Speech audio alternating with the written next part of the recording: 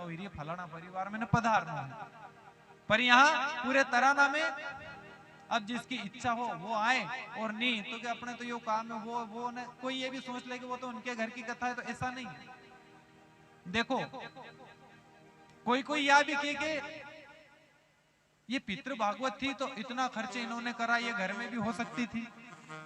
तो जो 18,000 श्लोक का पठन होता है भागवत कथा में, वो तो हमारे गुरुदेव कर ही रहे हैं, दोनों टाइम बैठ करके वहां होगी। पर ये काय के लिए करा है? अधोगति में जितने भी जीव मरे हुए हैं, अधोगति में हर जीव के कानों पर कथा का श्रवण हो, कथा के शब्द उनके कान पर पड़े। हो सकता है इस प्रांगण में किसी जीव की, किसी चींटी की, किसी जानवर की हत्या हुई, वो अंदर आकर के थोड़ी सुन सकता है। तो जितने जीव इस कथा को सुनकर जो भव से पार होंगे, जो तर जाएंगे, जिनका मोक्ष होगा, उनका पुण्य भी हमारे परिवार को प्राप्त होगा, जिसकी दुआएं उनको मिलेगी। इसलिए खर्च इन्होंने किया। नहीं तो करवा में तो घर में भी हम कर सकता था, पर क्यों? कि जितनी भी अदृश्य शक्तियां, जो प्रेत आत्मा यहाँ से वहां भटक रही है, कम से कम उनके भी कान पर यह कथा पड़ जाए और भी मुक्त हो जाए, अपने जीवन का नया निर्वाह कर सके। इसलिए इतना बड़ा आयोजन करने की आवश्यकता है, नहीं तो जरूरी नहीं, घर में भी कर सकते थे। अब कोई कोई ये भी विचार करे कि चिलम बहुत ऊंची बंदी मजे में घर में अच्छी आवाज आए, वहां तो नूरा धमाधम करेगा, कौन सुने? घर में सुनागा वहां जाने कहीं। पर यहाँ बैठकर कथा सुनने का एक प्रमाण है, प्रांगण में कथा सुनने का प्रमाण है। भाई घर में टीवी में भी हम कथा देख सकते हैं, अपने हर घर में भगवान की मूर्ति और छोटा मोटा सिंहासन तो अपन रखते हैं कि किस किस के घर में भगवान का सिंहासन? हाथ खड़े करके बताओ मुझे। सबके घर में है भगवान को सिंहासन, सबका घर में। तो फिर मंदिर हम क्यों जाते हैं? भगवान अपना घर में भी और मंदिर में भी, पर वहां जाने का एक कारण है, वहां जाने का एक अलग पुण्य है।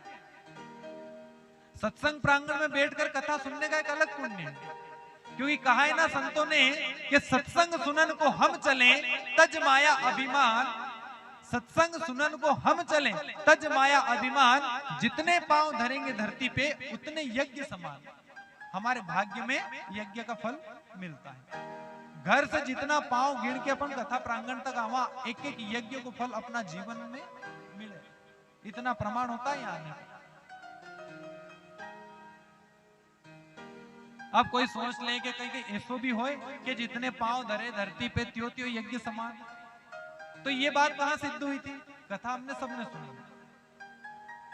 एक बार द्रौपदी ने पांडवों से कहा कि आज हमारे घर दुर्वासा ऋषि का निमंत्रण करो, दुर्वासा ऋषि को भोजन का निमंत्रण दो।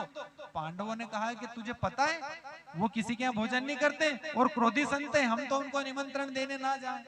द्रौपदी ने कहा कि मैं आपसे निवेदन कर रही हूँ, आप मेरे लिए जाकर के संत से निवेदन कीजिए, वो जरूर हमारे घर पधारेंगे। पांची पांडव बोलिया कि द्रौपदी वो बड़े क्रोधी संत हैं, पता नहीं कहीं मांग कर लेगा और पूरी नहीं हो सकेगी तो श्राप भी देने में देर नहीं करते हैं वो। अरे आप जाओ तो सही, पांचे को पांचे इतना बड़ा युद्ध जीत करके बैठे और वहां संत के दर्शन करने से डर रहे हो? जाओ, श्राप दे तो श्राप झेल लेंगे और तो कुछ नहीं करेंगे ना, श्राप देंगे तो उसे भी प्रसाद करके ग्रहण कर लेंगे। पांची पांडव पहुंच गए दुर्वासा जी के आश्रम पे, वहां जाकर प्रणाम किया। संत ने कहा कि आइए पांडव पुत्र, किस प्रयोजन से आना हुआ?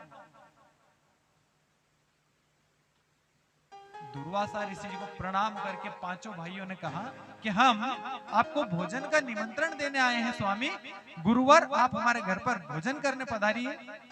तो दुर्वासा ऋषि जी ने कहा कि आज तक मैंने किसी के घर का भोजन नहीं ग्रहण किया है और आप मुझे भोजन का निमंत्रण देने आए? क्या मैं साधारण ऋषि हूँ? आपको पता है जिस परिवार ने 108 यज्ञ एक ही बार में पूर्ण करवाए हैं, उसी के घर हम भोजन प्रसाद ग्रहण करते हैं, अन्यथा कहीं नहीं जाते हैं। जाओ यहाँ से। पांची पांडव विचार करके अब कहीं करा 108 यज्ञ, उन्होंने कहा आपने आप 108 यज्ञ करवाए? बोले नहीं। तो फिर मुझे भोजन का निमंत्रण देने कैसे आए?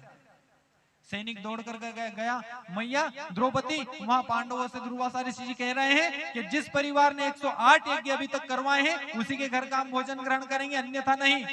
द्रौपदी माँ अपने घर से एक एक पांव जमीन गिन करके आश्रम तक पहुंची और ऋषि मुनि को साष्टांग प्रणाम करके कहा कि हे प्रभु, हे गुरुवर, आप हमारे घर पर भोजन करने के लिए चलिए, मैं आपकी बेटी समान हूँ, मैं आपको निमंत्रण देने के लिए आई हूँ।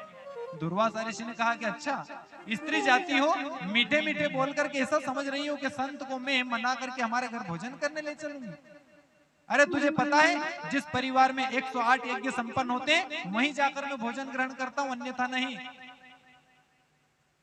द्रौपदी जी ने कहा कि अभी तक तो हमारे परिवार में यज्ञ थोड़े बहुत हुए, पर अभी अभी मैं जब आपके दर्शन करने के लिए आई हूं तो 108 यज्ञ पूर्ण करके ही आई हूं। दुर्वासा ऋषि जी ने कहा कि वाह, पूरी सृष्टि पर पागल में ही दिखा तुझे।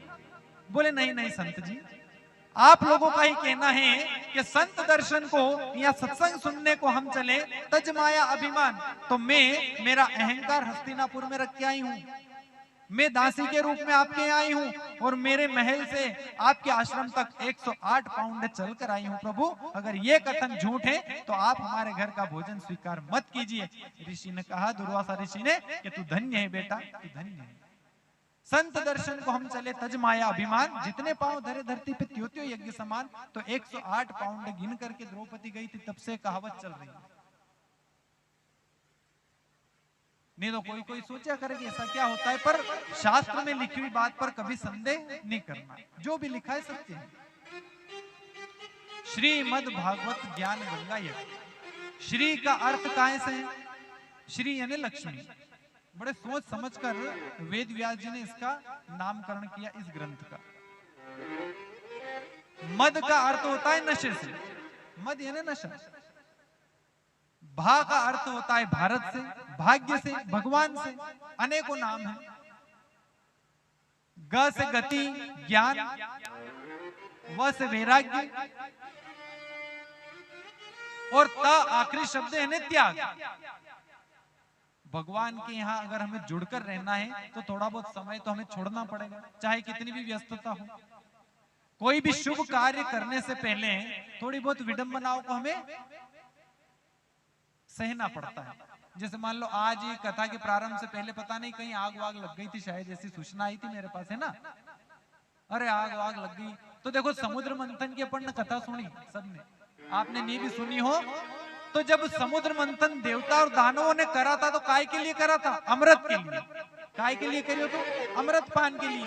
तो सबसे पहले क्या निकला था उसमें से? जहर। हाँ, ये व्यवस्था है ना, कथा के पहले कर लिया करो, क्योंकि इससे क्या है, डिस्टर्बमेंट होता है, कहीं ध्यान फिर ध्यान भटकी जाए ना, फिर बाद में पूछेंगे क्यों कथा में समझ में आई कि नहीं, फिर कई मालूम गुरु जी ने कहा कई कई की, हमारा तो समझ में नहीं।